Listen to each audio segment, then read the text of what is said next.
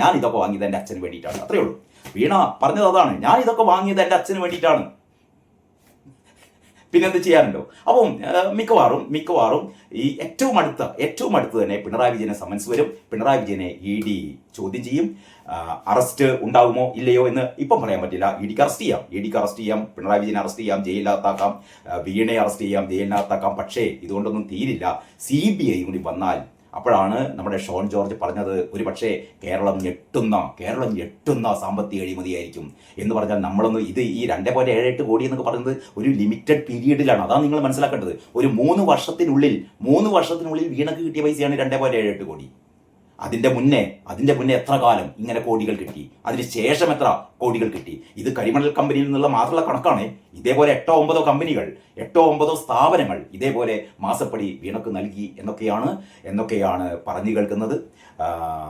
ഇത്തരം കാര്യങ്ങളൊക്കെ പുറത്തു വരാനുണ്ട്.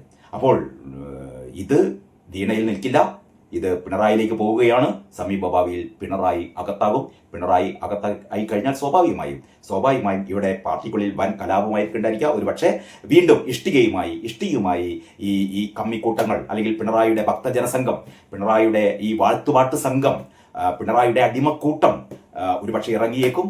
അവർ വീണ്ടും EDയെ ആക്രമിച്ചേക്കും. അങ്ങനെ ഇപ്പം 29 ആൾക്കാർ പിടിയിലായും 300 ആൾക്കാർക്ക് കേസുള്ള പോലെ നൂറുകണക്കിന് ഇത്തരത്തിലുള്ള SFI കുട്ടികളെ, DYFI കുട്ടികളെ കേന്ദ്ര അന്വേഷണ സംഘം അറസ്റ്റ് ചെയ്ത് കൊണ്ടുപോയേക്കും. അപ്പോൾ പാർട്ടിക്കുള്ളിൽ പിണറായി ഇല്ലാത്തൊരു പാർട്ടി, പിണറായി ജയിലിലേക്ക് പോയി ശേഷം പിന്നെ പാർട്ടിയിൽ ആരാണ്? അപ്പോഴാണ് CPMന്റെ അന്ത്യം എന്ന് പറഞ്ഞാൽ പിന്നെ നയിക്കാൻ ആരാണുള്ളത്? ഒരുപക്ഷെ മരുമോൻ പറയും, ഞാനല്ലാതെ മറ്റാരുണ്ട്, അല്ലേ? പിണറായി ജയിലിലേക്ക് പോകുന്ന പോക്കിൽ പിണറായി ടാറ്റ പറഞ്ഞുകൊണ്ട് പറയും, എൻ്റെ മരുമോനല്ലാതെ പിന്നെ ആരുണ്ട് പാർട്ടി നയിക്കാൻ? ശരിയാണ്. ബാക്കിയൊക്കെ ഈ തനി മണുകുണാഞ്ചന്മാരാണ്, നമുക്കറിയാം. ഒരു വകക്ക് കൊള്ളാത്ത ആൾക്കാർ. പിന്നെ ഈ മരുവൻ വകക്ക് കൊള്ളുന്നവനാണോ ചോദിച്ചാൽ, ഈ മൂക്കില്ല രാജ്യത്ത് മുറിമൂക്കൻ രാജാവ് എന്ന് പറഞ്ഞ പോലെ പിണറായി വിജയന്റെ എല്ലാ ദുർഗുണങ്ങളുടെയും ഈ ആലചാരിയ ചാണകം മടക്കുന്നു പറഞ്ഞ പോലെ പിണറായി വിജയനെ ചാരി നിന്നത് കൊണ്ട് ഇയാളുടെ ദുർഗുണങ്ങൾ കുറേക്കുള്ള മറ്റൊരു ദുർഗുണ എന്താ പറയാ വസ്തുവാണ്, അല്ലെങ്കിൽ നിർഗുണ ജീവിയാണ് ഈ പറയുന്ന മരുമൻ. അപ്പോൾ പിണറായി വിജയന്റെ സ്ഥാനത്തേക്ക് മരുമോൻ വരികയായിരിക്കും. മരുമോൻ വന്നു കഴിഞ്ഞാൽ ഇവിടെ അടിപൊട്ടും പൊട്ടിത്തെറികൾ ഉണ്ടാവും. ഇത് CPMന്റെ അവസാനമായിരിക്കും. എന്ന് പറഞ്ഞാൽ ഇപ്പം കുടിച്ചതൊന്നല്ല കള്ള്, അങ്ങനെ ഉണ്ടല്ലോ നമ്മുടെ നാട്ടിൽ പറയാ. ഇപ്പം കുടിച്ചതൊന്നല്ല കള്ള്, നീ കുടിക്കാൻ പോണതാണ് കേട്ടോ. ഇനി കുടിക്കാൻ പോണതാണ് കള്ള്. അതിപ്പോ VD സതീശന്റെ ഈ വീര്യം കുറഞ്ഞ കള്ളൊന്നുമല്ല, നല്ല വീര്യം കൂടിയ വിദേശത്ത് നിന്ന് ഇറക്കുമതി ചെയ്ത വിദേശ നിർമ്മിത വിദേശ മദ്യം കഴിക്കുന്ന പോലെ ഏതാണ്ട് 60%-70% ആൽക്കഹോളിക് കണ്ടന്റ് ഉള്ള നല്ല മൂത്ത സാധനമാണ് ഇനി വരാനിരിക്കുന്നത്. എന്തൊക്കെ കാണാനിരിക്കുന്നു അല്ലേ? അപ്പൊ ഏതായാലും ജയിലിലേക്ക് പോകുന്ന ഈ കാരണഭൂതന് വിപ്ലവ അഭിവാദ്യങ്ങൾ അഡ്വാൻസ് ആയി നേരുകയാണ്. ധീരതയോടെ പൊയ്ക്കോളൂ സഖാവേ, ലക്ഷം പിന്നെ എന്താ ചെയ്യേണ്ടത് അല്ലേ? ചിരിക്കല്ലാതെ എന്താ ചെയ്യുക? ഇതിൻ്റെ ഏറ്റവും പ്രധാനപ്പെട്ട കാര്യം എന്ന് പറഞ്ഞാൽ 3-4 കാര്യങ്ങളാണ് ഏറ്റവും വലിയ ദുരൂഹതയുള്ളത് കേട്ടോ. ഒന്ന്, കഴിഞ്ഞ ദിവസം ലോക്കർ പരിശോധിച്ചിരുന്നല്ലോ. ലോക്കർ പരിശോധിച്ചപ്പം തന്നെ പിണറായി വിജയൻ അന്ന് പത്രക്കാരോട് പറഞ്ഞത്, എന്തോ മഹാവിസ്മയം, നിങ്ങളെല്ലാവരും പോയി നോക്കി, അതിൻ്റെ ഉള്ളിൽ എന്തോ മഹാവിസ്മയം ഉണ്ടാവും, പോയി നോക്കി എന്ന് പറഞ്ഞ് പരിഹസിച്ചു. ആരെ? മാധ്യമ പ്രവർത്തകരെ. അപ്പോൾ പിണറായി വിജയന് വളരെ കൃത്യമായിട്ട് അറിയാം ലോക്കറിൻ്റെ ഉള്ളിലൊന്നുമില്ല, അല്ലേ? പിണറായി വിജയന് വളരെ കൃത്യമായിട്ട് അറിയാം ലോക്കറിൻ്റെ ഉള്ളിലൊന്നുമില്ല. ലോക്കറിൻ്റെ ഉള്ളിൽ വല്ലതുണ്ടെങ്കിൽ പിണറായി വിജയൻ പറയുമോ, നിങ്ങളെല്ലാവരും പോയി നോക്കിക്കോളി ലോക്കറിൻ്റെ ഉള്ളിൽ എന്താ ഉള്ളതെന്ന്? അപ്പോൾ പിണറായി വിജയൻ കൃത്യമായിട്ട് അറിയാം ലോക്കറിൻ്റെ ഉള്ളിലൊന്നുമില്ല. അപ്പോഴാണ് ബാങ്ക് അധികൃതരുമായി സംസാരിച്ചപ്പോൾ, ബാങ്ക് അധികൃതരെ ചോദ്യം ചെയ്തപ്പോൾ ബാങ്ക് അധികൃതരിൽ നിന്ന് ഉത്തരം കിട്ടി, വീണ ഏതാനും ദിവസങ്ങൾക്ക് മുമ്പ് എന്ന് പറഞ്ഞാൽ ഈ ED വരുന്നതിൻ്റെ ഏതാനും നാളുകൾക്ക് മുമ്പ് വീണ ലോക്കർ തുറന്നിരുന്നു. ലോക്കറിൽ നിന്ന് പലതും മാറ്റി. കാരണം ED വരും, ED പിടിക്കും എന്നൊക്കെ മനസ്സിലാക്കിയപ്പോൾ ലോക്കറിൽ വെച്ചിരുന്ന പല രേഖകളും വീണ മാറ്റി എന്നുള്ളതാണ് ഒന്നാമത്തെ കാര്യം. വീണ എങ്ങോട്ടേക്ക് മാറ്റി? അതാണ് ഇപ്പോൾ ED അന്വേഷിച്ചുകൊണ്ടിരിക്കുന്നത്. ആ രേഖകളൊക്കെ എവിടെ പോയി? ED വീണയെയും കൂട്ടി വന്ന് ലോക്കർ തുറന്നപ്പോൾ ലോക്കർ ശൂന്യം, ഒന്നുമില്ലാത്ത ലോക്കർ ഇങ്ങനെ തുറന്ന് ഈ സംരക്ഷിക്കേണ്ട കാര്യമില്ലല്ലോ. അപ്പോൾ ലോക്കറിൻ്റെ ഉള്ളിൽ ഉണ്ടായിരുന്നു എന്ന് ബാങ്ക് അധികൃതർ തന്നെ പറഞ്ഞു. അപ്പോൾ എന്ത് രേഖകളൊക്കെയാണ് വീണ മുക്കിയത്? അതാണ് വരും ദിവസങ്ങളിൽ ED അന്വേഷിക്കാൻ വേണ്ടി പോകുന്നത്. ഇനി മറ്റൊന്ന്, വീണയുടെ ബാങ്ക് അക്കൗണ്ടുകളൊക്കെ മരവിപ്പിച്ചിട്ടുണ്ട്. പക്ഷെ വിദേശത്ത് അബുദാബിയിൽ വീണക്ക് അക്കൗണ്ട് ഉണ്ട്. അതിൻ്റെ വിവരങ്ങൾ പക്ഷെ നമുക്ക് കിട്ടില്ല. അബുദാബിയിലുള്ള ഈ വീണയുടെ അക്കൗണ്ടിന്റെ വിവരങ്ങൾ നമുക്ക് കിട്ടില്ല. പക്ഷേ ഷോൺ ജോർജ് നേരത്തെ അത് സംബന്ധിച്ച് സൂചന നൽകിയിരുന്നു. ആ അക്കൗണ്ട് കൈകാര്യം ചെയ്യുന്നത് മറ്റൊരാളാണ്. ആ ആളാരാണ്?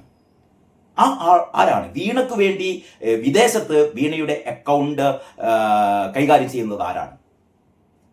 അന്വേഷിക്കുകയാണ്. അപ്പോൾ ലോക്കറിനുള്ളിൽ എന്തായിരുന്നു? വീണയുടെ വിദേശത്തെ അക്കൗണ്ടുകൾ ആരാണ് കൈകാര്യം ചെയ്യുന്നത്? ആ അക്കൗണ്ടിലൂടെ എത്ര ട്രാൻസാക്ഷൻ നടത്തി? തൽക്കാലം വളരെ പെട്ടെന്ന് അതിൻ്റെ വിവരം കിട്ടില്ല. കാരണം അബുദാബിയിലുള്ളൊരു ബാങ്കാണ്. അവർക്ക് അവരുടേതായ സീക്രസി സംരക്ഷിക്കേണ്ട കാര്യങ്ങളുണ്ട്. അത്ര പെട്ടെന്നൊന്നും ആ വിവരം നമുക്ക് കിട്ടില്ല. എന്തായാലും വീണ ഈ പൈസ മുഴുവനും വിദേശത്തേക്ക് കടത്തി എന്നുള്ളതാണ് ഏറ്റവും ഞെട്ടിപ്പിക്കുന്ന വിവരം കേട്ടോ. ഇനി മൂന്നാമത്തെ കാര്യം, അതാണ് ഏറ്റവും പ്രധാനപ്പെട്ട കാര്യം. ഇതിൽ കുടുങ്ങാൻ പോകുന്നത് വീണയല്ല. കുടുങ്ങാൻ പോകുന്നത് വീണയുടെ തന്തപ്പിടിയാണ്. എന്ന് പറഞ്ഞാൽ പിണറായി വിജയനാണ് കുടുങ്ങാൻ പോകുന്നത്. എങ്ങനെ? ഒരുപക്ഷെ ഇ ഡി അടുത്ത് സമൻസ് നൽകാൻ വേണ്ടി പോകുന്നത് പിണറായി വിജയനായിരിക്കും. അതായത് വീണയെ ഒരിക്കൽ കൂടി ചോദ്യം ചെയ്ത് കഴിഞ്ഞാൽ അടുത്ത തവണ ഇ ഡി സമൻസ് അയക്കുക പിണറായി വിജയനെയായിരിക്കും. പക്ഷെ പിണറായി വിജയനെ യഥാർത്ഥത്തിൽ പിടിക്കണമെങ്കിൽ ഇ ഡി മാത്രം പോരാ, CBIയും വരണം. കാരണം ഇതിലൊരു അഴിമതിയുടെ ഘടകമുണ്ട് എന്ന് മനസ്സിലാക്കിയാൽ ഇത് പൊളിക്കാൻ വരേണ്ടത് CBI ആണ്. ഷോൺ ജോർജ് നേരത്തെ തന്നെ ഹൈക്കോടതിയിൽ ഹർജി നൽകിയിട്ടുണ്ട്. ഈ കാര്യത്തിൽ CBI ഇടപെടണം, CBIയുടെ അന്വേഷണം വേണം. ഹൈക്കോടതി അത് വിധി പറയാൻ വേണ്ടി മാറ്റിവെച്ചിരിക്കുകയാണ്. അപ്പോൾ ഇ ഡിക്ക് പിന്നാലെ ആരും വരും? CBIയും വരും. അപ്പോൾ എന്താണ് പിണറായി വിജയൻ എങ്ങനെയാണ് കുടുങ്ങുക? വളരെ സിമ്പിളാണത്. കാരണം ഇത് ഈ അന്തംഗമികൾക്കല്ലാത്ത ദേശാഭിമാനി മാത്രം വായിക്കുന്ന, ജനിച്ചത് മുതൽ ഇന്നേ വരെ ദേശാഭിമാനി മാത്രം വായിക്കുന്ന, കൈരളി TV മാത്രം കാണുന്ന, ഇടക്കാലത്ത് റിപ്പോർട്ടർ TVയും ന്യൂസ് മലയാളവും മാത്രം കാണുന്ന ചില ഈ പിണറായി ഭക്തർ, പിണറായിയുടെ അടിമ സംഘങ്ങൾക്ക് ഒഴികെ ബാക്കി എല്ലാവർക്കും അറിയാം വീണക്ക് കരിമണൽ കർത്ത പൈസ കൊടുക്കേണ്ട എന്ത് കാര്യം? എന്തെങ്കിലും കാര്യം വേണ്ടേ? അപ്പോ കരിമണൽ കർത്ത വീണക്ക് പൈസ കൊടുത്തത് വീണക്കല്ല. വീണയുടെ അക്കൗണ്ടിലേക്ക് പൈസ കൊടുത്തത് ആർക്ക് വേണ്ടിയിട്ടാണ്? പിണറായിക്ക് വേണ്ടിയിട്ടാണ്. കാരണം പിണറായി ആയിരുന്നു ആ കാലത്ത് മുഖ്യമന്ത്രി. മാത്രമല്ല ഈ പരിസ്ഥിതി നിയന്ത്രണ ബോർഡ് എന്നുള്ളത് ഞാൻ പല പ്രാവശ്യം ഈ വീഡിയോയിൽ പറഞ്ഞതാണ്. പരിസ്ഥിതി നിയന്ത്രണ ബോർഡ് എന്നുള്ളത് നേരത്തെ ആരോഗ്യ വകുപ്പിന്റെ കീഴിലായിരുന്നു. പിണറായി അത് പിടിച്ചു വാങ്ങി. KK ശൈലജയിൽ നിന്ന് പിടിച്ചു വാങ്ങി. ഞാൻ നോക്കിക്കോളാം എന്തിന്? മാത്രമല്ല അതിന്റെ തലപ്പത്ത് അതിന്റെ കേസുകളൊക്കെ വാദിക്കാൻ വേണ്ടിയിട്ട് അഭിഭാഷകനായി തന്റെ ഭാര്യയുടെ സഹോദരിയുടെ മകൻ നവീനെ അവിടെ നിയമിച്ചു. ആലോചിച്ച് നോക്കണം പിണറായിയുടെ കുരുട്ടുബുദ്ധി പോയത്. എന്ന് പറഞ്ഞാൽ കരിമണൽ കർത്തായിൽ നിന്ന് തനിക്ക് കോടികൾ വേണം എന്ന് പറഞ്ഞാൽ കരിമണൽ കർത്തായെ മൂക്ക് കയറിയിട്ട് പിടിക്കണം. അതിനു വേണ്ടിയിട്ട് ആ കമ്പനി പൂട്ടിപ്പിക്കാൻ ആവശ്യമായ മലിനീകരണ നിയന്ത്രണ ബോർഡ് തന്റെ വകുപ്പിലാക്കി. അതിലെ കേസുകൾ വാദിക്കാനും ആവശ്യമെങ്കിൽ തോറ്റുകൊടുക്കാനും ആവശ്യമെങ്കിൽ ജയിപ്പിക്കാനും ഒക്കെ അഭിഭാഷകനായിട്ട് ആരെ നിയമിച്ചു? തന്റെ കുടുംബത്തിൽപ്പെട്ട തന്റെ ഭാര്യയുടെ സഹോദരിയുടെ മകൻ നവീനെ നിയമിച്ചു. പോരെ? തനിക്ക് വേണ്ടി പൈസ വാങ്ങാൻ ആരെയും മോളെയും നിയമിച്ചു. അപ്പൊ സ്വാഭാവികമായും അന്തംഗമികൾ ചോദിക്കും ചോദ്യം, ഈ കരിമണൽ കർത്താവിന് പിണറായി വിജയൻ എന്തെങ്കിലും അനർഹമായി ചെയ്തു കൊടുത്തോ? അനർഹമായിട്ടേ ചെയ്തു കൊടുത്തിട്ടുള്ളൂ. കരിമണൽ കർത്താവിയുടെ കമ്പനി പിണറായി വിജയന്റെ ഈ ഭരണകാലത്തുടനീളം പ്രവർത്തിച്ചു എന്നുള്ളതിന്റെ തെളിവ് പിണറായി വിജയൻ അതിനുള്ള ഒത്താശ ചെയ്തു കൊടുത്തു. അല്ലാഞ്ഞാൽ കമ്പനി പ്രവർത്തിക്കാൻ പറ്റില്ല. ഒരുപാട് ചട്ടങ്ങളിൽ ഇളവ് ചെയ്തു കൊടുത്തു. ഒരുപാട് ചട്ടങ്ങളിൽ മലിനീകരണ നിയന്ത്രണ ബോർഡ് നേരത്തെ പുറപ്പെടുവിച്ച ഒരു കമ്പനി പ്രവർത്തിക്കുമ്പോൾ, അല്ലെങ്കിൽ ഇത്തരത്തിൽപ്പെട്ട ഒരു കരിമണൽ പ്രോസസ്സിംഗുമായി ബന്ധപ്പെട്ട ഒരു കമ്പനി പ്രവർത്തിക്കുമ്പോൾ ആ കമ്പനി പാലിക്കേണ്ടതായ ഒരുപാട് നിയമങ്ങൾ ലഘൂകരിച്ചു കൊടുത്തു. അങ്ങനെ കരിമണൽ കർത്തായെ സഹായിച്ചു. മാത്രമല്ല ഇതിൽ നിങ്ങൾ ഞെട്ടിപ്പിക്കുന്ന ഒരു കാര്യം എന്താണെന്നറിയോ? അതായത് ഈ കരിമണൽ ഖനനം സ്വകാര്യ മേഖലയ്ക്ക് പാടില്ല. ഇത് കേന്ദ്ര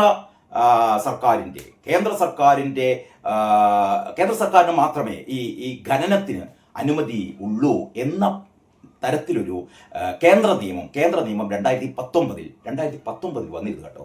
2019 അങ്ങനെ ഒരു കേന്ദ്ര നിയമം വന്നിട്ടും പിണറായി വിജയൻ അത് കേരളത്തിൽ നടപ്പാക്കിയില്ല.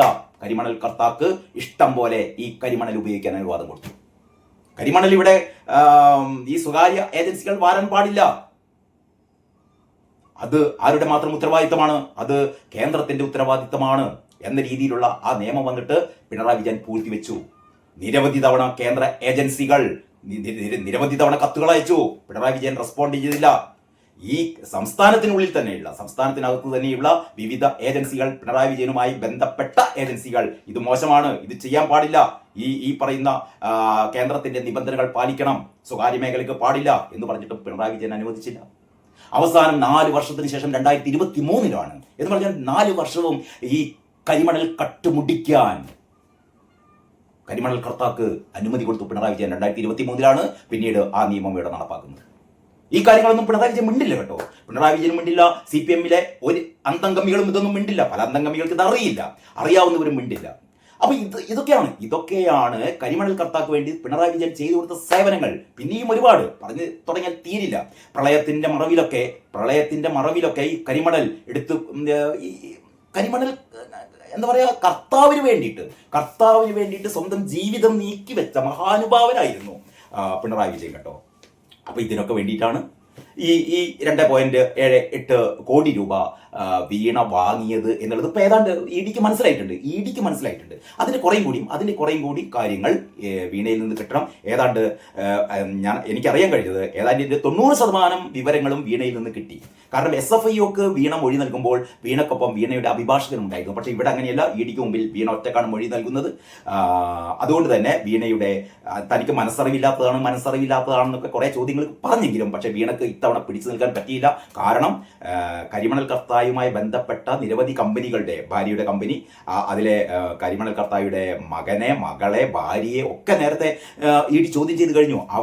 ഇതുമായി ബന്ധപ്പെട്ടിട്ട് വീണയുടെ കമ്പനിക്ക് എന്തിനു വേണ്ടിയിട്ടാണ് 2.78 കോടി കൊടുത്തത് എന്ന് അവർ പറഞ്ഞ കാര്യങ്ങളും വീണയുടെ മറുപടികളും രണ്ടും യോജിക്കുന്നില്ല. അപ്പോൾ വീണ കള്ളത്തരം പറയാണ്. അത് സംബന്ധിച്ചാണ് വീണ്ടും പുതിയ ചോദ്യങ്ങൾ ഇത്തവണ പുതിയ ചോദ്യങ്ങൾ ഉണ്ടായത്. ആ പുതിയ ചോദ്യങ്ങൾ ഉണ്ടായപ്പോൾ വീണക്ക് ഒന്നും ഒളിച്ചു വെക്കാനായില്ല. വീണ പറഞ്ഞു, ഒറ്റ വാചകത്തിൽ പറഞ്ഞാൽ, ഞാൻ ഇതൊക്കെ വാങ്ങിയത് എൻ്റെ അച്ഛന് വേണ്ടിയിട്ടാണ്. അത്രയേ ഉള്ളൂ. വീണ പറഞ്ഞത് അതാണ്, ഞാൻ ഇതൊക്കെ വാങ്ങിയത് എൻ്റെ അച്ഛന് വേണ്ടിയിട്ടാണ്. പിന്നെന്ത് ചെയ്യാനുണ്ടോ? അപ്പം മിക്കവാറും ഈ ഏറ്റവും അടുത്ത് തന്നെ പിണറായി വിജയനെ സമൻസ് വരും. പിണറായി വിജയനെ ED ചോദ്യം ചെയ്യും. അറസ്റ്റ് ഉണ്ടാകുമോ ഇല്ലയോ എന്ന് ഇപ്പം പറയാൻ പറ്റില്ല. ഇഡിക്ക് അറസ്റ്റ് ചെയ്യാം, പിണറായി വിജയനെ അറസ്റ്റ് ചെയ്യാം, ജയിലിനകത്താക്കാം, വീണയെ അറസ്റ്റ് ചെയ്യാം, ജയിലിനകത്താക്കാം. പക്ഷേ ഇതുകൊണ്ടൊന്നും തീരില്ല. CBI കൂടി വന്നാൽ അപ്പോഴാണ് നമ്മുടെ ഷോൺ ജോർജ് പറഞ്ഞത്, ഒരു പക്ഷേ കേരളം ഞെട്ടുന്ന സാമ്പത്തിക അഴിമതിയായിരിക്കും എന്ന് പറഞ്ഞാൽ നമ്മളൊന്ന് ഈ 2.78 കോടി എന്നൊക്കെ പറയുന്നത് ഒരു ലിമിറ്റഡ് പീരീഡിലാണ്. അതാണ് നിങ്ങൾ മനസ്സിലാക്കേണ്ടത്. ഒരു 3 വർഷത്തിനുള്ളിൽ വീണക്ക് കിട്ടിയ പൈസയാണ് 2.78 കോടി. അതിന്റെ മുന്നേ എത്ര കാലം ഇങ്ങനെ കോടികൾ കിട്ടി, അതിന് ശേഷം എത്ര കോടികൾ കിട്ടി. ഇത് കരിമണൽ കമ്പനിയിൽ നിന്നുള്ള മാത്രമുള്ള കണക്കാണ്. ഇതേപോലെ 8-9 കമ്പനികൾ, 8-9 സ്ഥാപനങ്ങൾ ഇതേപോലെ മാസപ്പടി വീണക്ക് നൽകി എന്നൊക്കെയാണ് പറഞ്ഞു കേൾക്കുന്നത്. ഇത്തരം കാര്യങ്ങളൊക്കെ പുറത്തു വരാനുണ്ട്. അപ്പോൾ ഇത് വീണയിൽ നിൽക്കില്ല, ഇത് പിണറായിലേക്ക് പോവുകയാണ്. സമീപഭാവിയിൽ പിണറായി അകത്തായി കഴിഞ്ഞാൽ സ്വാഭാവികമായും ഇവിടെ പാർട്ടിക്കുള്ളിൽ വൻ കലാപമായിരിക്കുണ്ടായിരിക്കുക. ഒരുപക്ഷെ വീണ്ടും ഇഷ്ടികയുമായി ഈ കമ്മിക്കൂട്ടങ്ങൾ, അല്ലെങ്കിൽ പിണറായിയുടെ ഭക്തജനസംഘം, പിണറായിയുടെ ഈ വാഴ്ത്തുപാട്ട് സംഘം, പിണറായിയുടെ അടിമക്കൂട്ടം ഒരുപക്ഷെ ഇറങ്ങിയേക്കും. അവർ വീണ്ടും EDയെ ആക്രമിച്ചേക്കും. അങ്ങനെ ഇപ്പൊ 29 ആൾക്കാർ പിടിയിലായും 300 ആൾക്കാർക്ക് കേസുള്ള പോലെ നൂറുകണക്കിന് ഇത്തരത്തിലുള്ള SFI കുട്ടികളെ, DYFI കുട്ടികളെ കേന്ദ്ര അന്വേഷണ സംഘം അറസ്റ്റ് ചെയ്ത് കൊണ്ടുപോയേക്കും. അപ്പോ പാർട്ടിക്കുള്ളിൽ പിണറായി ഇല്ലാത്തൊരു പാർട്ടി, പിണറായി ജയിലിലേക്ക് പോയി ശേഷം പിന്നെ പാർട്ടിയിൽ ആരാണ്? അപ്പോഴാണ് CPM-ന്റെ അന്ത്യം എന്ന് പറഞ്ഞാൽ പിന്നെ നയിക്കാൻ ആരാണുള്ളത്? ഒരുപക്ഷെ മരുമോൻ പറയും, ഞാനല്ലാതെ മറ്റാരുണ്ട്, അല്ലേ? പിണറായി ജയിലിലേക്ക് പോകുന്ന പോക്കിൽ പിണറായി ടാറ്റ പറഞ്ഞുകൊണ്ട് പറയും, എൻ്റെ മരുമോനല്ലാതെ പിന്നെ ആരുണ്ട് പാർട്ടി നയിക്കാൻ? ശരിയാണ്. ബാക്കിയൊക്കെ ഈ തനി മണുകുണാഞ്ചന്മാരാണ്, നമുക്കറിയാം. ഒരു വകക്ക് കൊള്ളാത്ത ആൾക്കാർ. പിന്നെ ഈ മരുവൻ വകക്ക് കൊള്ളുന്നവനാണോ ചോദിച്ചാൽ, ഈ മൂക്കില്ല രാജ്യത്ത് മുറിമൂക്കൻ രാജാവ് എന്ന് പറഞ്ഞ പോലെ പിണറായി വിജയന്റെ എല്ലാ ദുർഗുണങ്ങളുടെയും ഈ ആലചാരിയ ചാണകം മടക്കെന്ന് പറഞ്ഞ പോലെ പിണറായി വിജയനെ ചാരി നിന്നത് കൊണ്ട് ഇയാളുടെ ദുർഗുണങ്ങൾ കുറേക്കുള്ള മറ്റൊരു ദുർഗുണ എന്താ പറയാ വസ്തുവാണ്, അല്ലെങ്കിൽ നിർഗുണ ജീവിയാണ് ഈ പറയുന്ന മരുമോൻ. അപ്പോൾ പിണറായി വിജയന്റെ സ്ഥാനത്തേക്ക് മരുമോൻ വരികയായിരിക്കും. മരുമോൻ വന്നു കഴിഞ്ഞാൽ ഇവിടെ അടിപൊട്ടും പൊട്ടിത്തെറികൾ ഉണ്ടാവും. ഇത് CPM-ന്റെ അവസാനമായിരിക്കും. ഏതായാലും നിങ്ങൾക്ക് എല്ലാവർക്കും നല്ലൊരു ദിവസം ആശംസിക്കുകയാണ്. ബാക്കി വിശേഷങ്ങൾ അടുത്ത വീഡിയോയിൽ. അതുവരെ എല്ലാവർക്കും നന്ദി, നമസ്കാരം.